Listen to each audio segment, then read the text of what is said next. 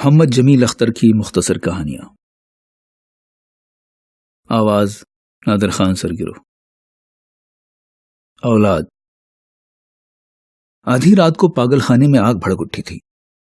حملے کے لیے پاگلوں کو باہر نکالنا ایک مشکل ترین مرحلہ تھا. انہوں نے فائر بریگیڈ کو فون کیا. پاگل بیرکوں کے دروازے کھول کھول کر خود باہر نکل آئے اور ایک بڑے سے اسپیکر پر اعلان کرنے لگے، عمارت میں آگ بھڑک اٹھی ہے، سو تمام لوگ جلد باہر آ جائیں.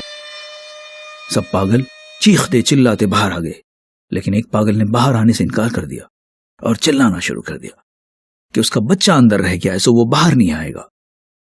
اسپیکر پر اعلان کرنے والے نے اسے سمجھایا، جلد باہر آ جاؤ، تمہارا کوئی بچہ نہیں ہے. پاگل نے کہا، تو میرے تکیے کے نیچے کیا ہے؟ وہ تو تصویر ہے. اعلان کرنے والے نے کہا. دوسری کہانی، خوف. ایک رات اور دن کا سفر طے کر کے آخر وہ آبادی سے بہت دور نکل آیا تھا. چودھریوں کی حویلی سے چوری کیا گیا بریف کیس اب بھی اس کے ہاتھ میں تھا. ویرانے میں ایک درخت کے نیچے بیٹھ کر اس نے بریف کیس کا لاک توڑا اور اندر نوٹ ہی نوٹ دیکھ کر گھبرا گیا. اس غریب مزاری نے زندگی بھر اتنے نوٹوں کے بارے میں سوچا بھی نہیں تھا. کئی دن وہ ویرانوں میں گھبرایا پھرتا رہا.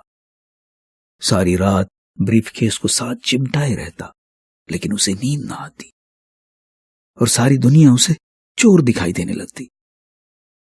آخر تنگ آ کر ایک رات وہ گاؤں آیا اور بریف کیس چودھریوں کی حویلی کے اندر پھینک کر بھاگ گیا. تیسری کہانی، نعمت. وہ ایک سیاح تھا. ایک بار صحرا میں سفر کرتے ہوئے اپنے قافلے سے بچھڑ گیا اور ادھر ادھر بھٹکنے لگا.